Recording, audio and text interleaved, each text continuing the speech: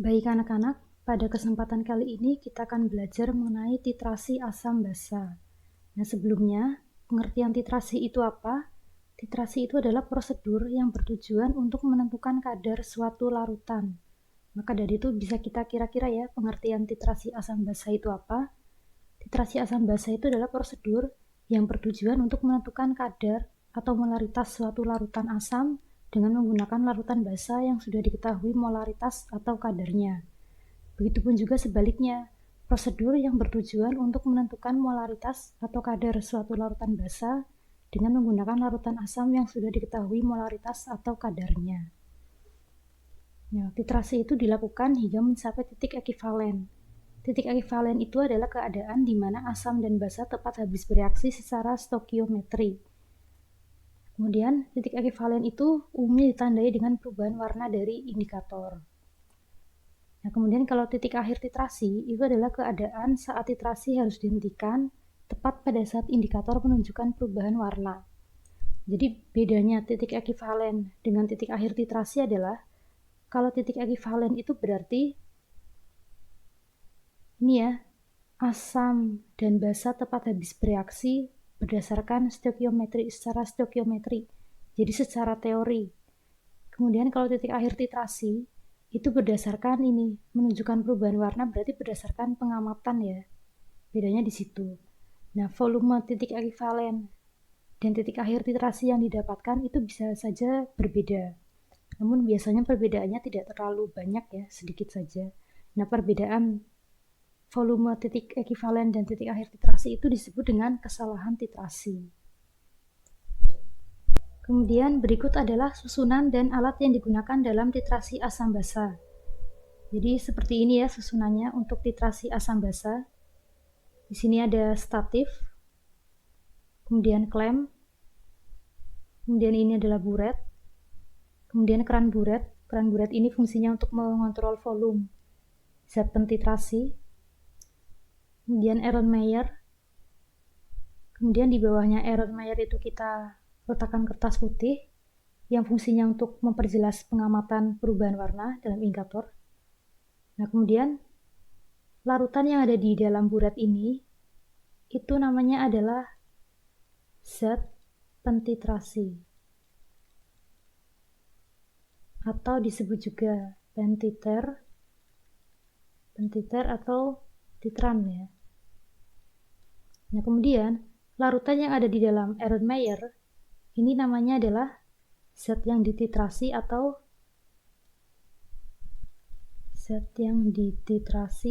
disebut juga dengan titrat. Nah, indikatornya ini kan kita masukkan ke Erlenmeyer ya, bersamaan dengan zat yang dititrasi.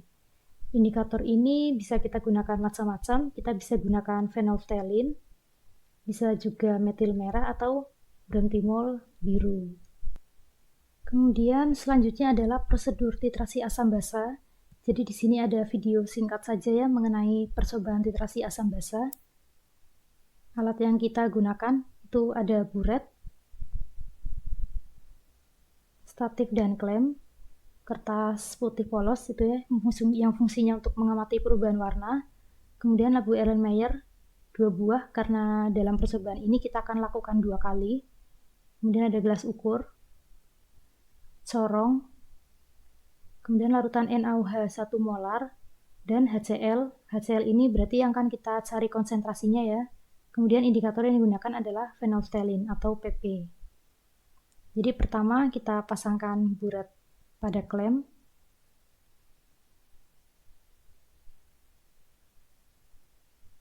Jadi pastikan terpasang dengan kuat ya. Kemudian atur tingginya juga.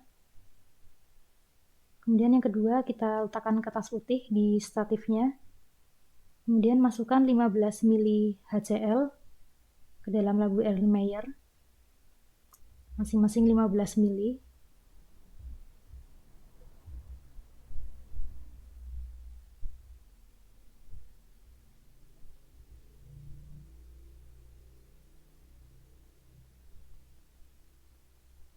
Kemudian NaOH-nya, NaOH 1 molar kita masukkan ke buret. Saat kita memasukkan NaOH ke dalam buret, itu jangan lupa keran buretnya ditutup ya, biar larutannya tidak bocor, tidak menetes.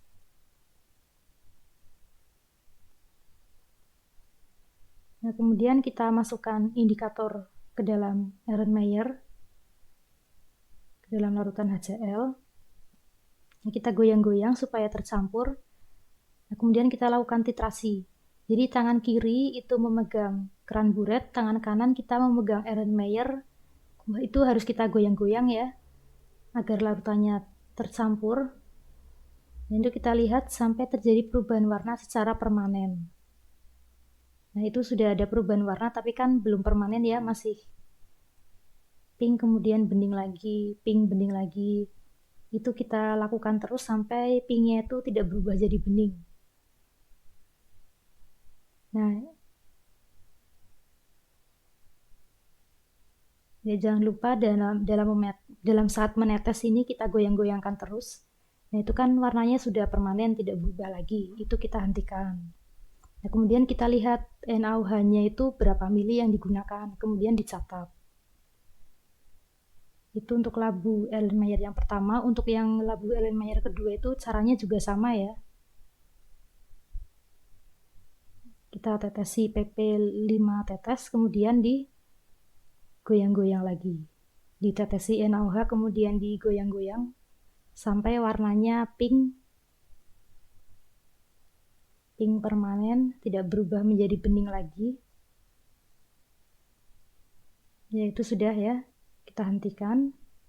Kemudian kita catat juga volumenya berapa yang terpakai.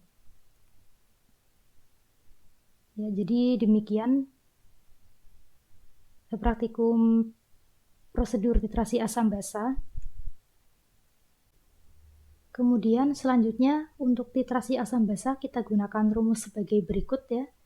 Jadi molaritas asam dikali volume asam dikali valensi asam itu sama dengan molaritas basa dikali volume basa kali valensi basa. Untuk contoh soalnya, sebanyak 25 ml larutan HCl dititrasi dengan larutan KOH 0,1 molar menggunakan indikator phenolphthalein. Jika perubahan warna indikator menjadi merah muda diperlukan 30 ml larutan KOH, maka tentukan molaritas larutan HCl. Nah, kita tulis dulu yang diketahui apa saja. Di sini ada 25 ml HCl, berarti volume HCl adalah 25 ya mili. Kemudian KOH 0,1 molar, berarti molaritas KOH adalah 0,1. Kemudian ada 30 ml KOH, berarti volume KOH adalah 30 ml. Maka molaritas HCl adalah, berarti yang ditanyakan adalah molaritasnya HCl. Jawabnya, diingat ya rumusnya, molaritas asam, karena asamnya di sini adalah HCl, berarti molaritas HCl kali volume asam, berarti volume HCl kali valensi asam, itu sama dengan molaritas basa, basanya adalah KOH, berarti molaritas KOH kali volume basa, volume KOH, kemudian kali valensi basa. Molaritas HCl-nya kan yang kita cari ya, berarti kita tulis saja MHCl. Kemudian volume HCl di sini adalah 25. Valensi HCl itu hanya ada satu, berarti ini asam monoprotik, berarti valensi asamnya ada satu ya. Kemudian molaritas KOH adalah 0,1. Volume KOH 30. Valensi basa, valensinya KOH, karena ini adalah basa monohidroksi, berarti valensinya 1 ya, OH-nya kan hanya 1. Kemudian ini berarti untuk mencari molaritas HCl itu berarti ini ya 0,1 kali 30 kali 1 dibagi 25 kali 1. 0,1 kali 30 kali 1 berarti hasilnya 3. Kemudian 25 kali 1 adalah 25, 3 dibagi 25 itu 0,12. Berarti molaritasnya Cl adalah 0,12 molar. Itu untuk contoh yang pertama. Kemudian contoh yang kedua. Berapa mililiter larutan NaOH 0,5 molar yang diperlukan untuk menetralkan 100 ml larutan H2SO4 0,4 molar? Nah, kalau yang tadi ditanyakan konsentrasinya ya, kalau yang ini ditanyakan volumenya. Volume NaOH-nya ya. Kita tulis dulu yang diketahui. Di sini ada NaOH 0,5 molar, berarti molaritasnya NaOH itu adalah 0,5 molar. Kemudian 100 ml H2SO4, berarti volume H2SO4 adalah 100 ml ya. H2SO4 0,4 molar, berarti ini molaritasnya H2SO4 adalah 0,4. Yang ditanyakan berapa mililiter larutan NaOH, berarti yang ditanyakan volumenya NaOH ya. Volume NaOH adalah, maka jawabnya rumusnya sama ya. Jadi molaritas asam, di sini asamnya adalah H2SO4, berarti MH2SO4 kali volume asam, berarti volume H2SO4, kemudian kali valensi asam, di valensinya H2SO4 itu sama dengan molaritas basa, berarti ini M-nya NaOH, kemudian kali volume basa, volume NaOH, kali valensi basa, basanya berarti basa NaOH. Nah, kemudian kita masukkan molaritasnya H2SO4 adalah 0,4 ya, berarti ini 0,4. Kemudian volumenya H2SO4 adalah 100. Valensi asam, valensinya H2SO4. Karena ini H2SO4 berarti kan hanya ada 2. Kalau 2 berarti ini asam diprotik ya, berarti valensinya ada 2. Kemudian molaritas NaOH adalah 0,5 ya. Ini 0,5. Nah, volume NaOH kan yang dicari, berarti kita tulis saja volume NaOH. Kemudian kali valensi basa. Nah, NaOH kan berarti basa monohidroksi ya, OH-nya cuma 1 kan, berarti ini valensi basanya 1. Berarti rumus untuk mencari volume NaOH itu berarti ini ya, 0,4 kali 100 kali 2 dibagi 0,5 kali 1. Nah, 0,4 kali 100 kali 2 berarti hasilnya adalah 80 ya. 0,4 kali 100 kan berarti 40. 40 kali 2 berarti 80. Nah, 80 dibagi 0,5 berarti hasilnya adalah 160 ml. Maka volume NaOH yang digunakan untuk menetralkan 100 ml H2SO4 0,4 molar itu 160 ml. Sampai di sini paham ya? Kemudian kurva titrasi asam basa. Jadi titrasi asam basa ini bisa terjadi antara asam kuat dengan basa kuat atau asam kuat dengan basa lemah, atau bisa juga antara basa kuat dan asam lemah. Nah, untuk kurva titrasinya ini tidak perlu kalian hafalkan ya, tinggal kalian pahami saja. Ini kalau asam kuat dengan basa kuat, berarti asam kuatnya ini adalah zat yang dititrasi atau titran. Nah, kemudian basa kuatnya ini adalah zat pentitrasi atau disebut juga dengan titrat. Nah, kita lihat karena ini asam kuat, berarti kan pH-nya rendah ya. Maka posisinya di sini. Kemudian karena ini dengan basa kuat, berarti pH-nya kan tinggi, mendekati 14. Maka ke sini. Nah, ini volume basa kuat yang digunakan. Itu ini. Ini pH awalnya, karena asam kuat berarti pH-nya kan sangat rendah. Kemudian kalau kita tambahi basa kuat, volumenya semakin besar basa kuatnya, maka pH-nya akan semakin besar juga. Untuk ini asam kuat dengan basa kuat titik ekivalennya adalah 7. Kemudian daerah perubahan pH drastisnya antara 4 sampai 10. Kemudian indikator yang digunakan itu bisa metil merah, bromtimol biru, dan fenolftalin. Untuk basa kuat dengan asam kuat juga sama ya, berarti basa kuat ini sebagai titrannya, kemudian asam kuat berarti titratnya. Ini kita lihat karena basa kuat berarti pH awalnya kan tinggi. Kemudian semakin ditambahi asam kuat maka pH-nya akan semakin rendah. Dan ini titik ekivalennya juga 7. Kemudian daerah perubahan pH drastisnya antara 4 sampai 10. Dan indikator yang digunakan itu sama, bisa berupa metil merah, bromtimol biru, atau fenolftalin. Kemudian untuk asam kuat dengan basa lemah, itu berarti asam kuatnya di sini adalah titrannya ya, berarti basa lemahnya adalah titrat. Karena ini asam kuat berarti pH-nya kan pH mulanya berarti rendah ya. Kemudian karena basa lemah berarti pH-nya semakin ke sini semakin tinggi tapi tidak terlalu tinggi, tidak sampai mendekati 14 karena basa lemah. Nah, ini titik ekivalennya antara 5 sampai 6. Karena ini dengan asam kuat berarti kan sifatnya akan lebih ke asam ya. Kemudian pH perubahan drastisnya 4 sampai 7. Indikator yang digunakan itu biasanya metil merah. Kalau untuk basa lemah dengan asam kuat, bisa kalian lihat ya, berarti pH awalnya kan berarti sifatnya basa, tapi karena lemah berarti lebih mendekati ke 7 ya, tidak terlalu tinggi sampai ke 14. Kemudian asam kuat berarti semakin ditambahi asam kuat, semakin ke sini pH-nya akan semakin rendah. Ini titik ekivalennya antara 5 sampai 6, sifatnya asam juga, karena ini kan asam kuat. Jadi sifat asamnya lebih kuat. Kemudian daerah perubahan pH drastisnya 4 sampai 7. Indikatornya metil merah.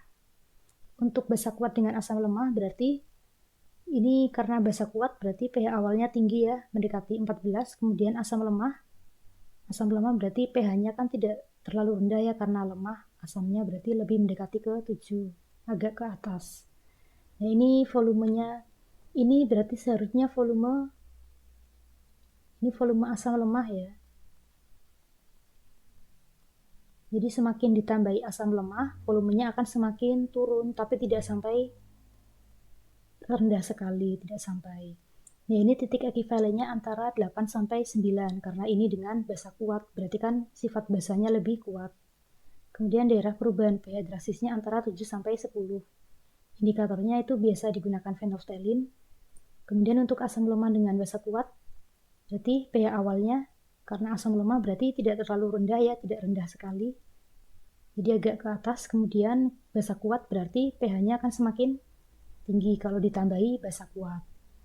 Ini titik ekivalennya juga sama antara 8 sampai 9 karena ini basa kuat berarti sifatnya lebih ke basa. Kemudian perubahan pH drastisnya antara 7 sampai 10 juga. Indikatornya juga fenolftalin. Paham ya untuk kurva titrasi asam basa? Nah, kalau kalian lihat di sini kan tidak ada titrasi antara asam lemah dengan basa lemah. Alasannya kenapa titrasi antara asam lemah dengan basa lemah itu tidak bisa dilakukan atau jarang dilakukan?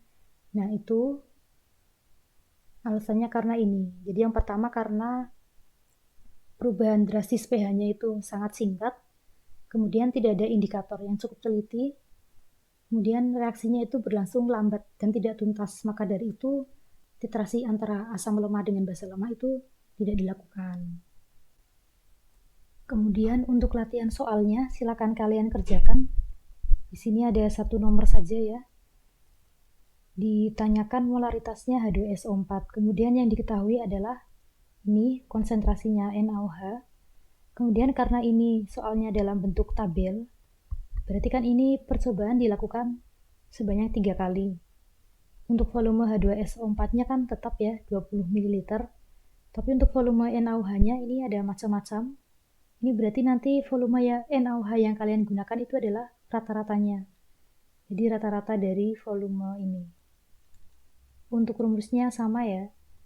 Jadi molaritas asam dikali volume asam dikali valensi asam itu sama dengan molaritas basa kali volume basa kali valensi basa. Ya, demikian untuk materi Kali ini jika ada salah saya mohon maaf. Terima kasih.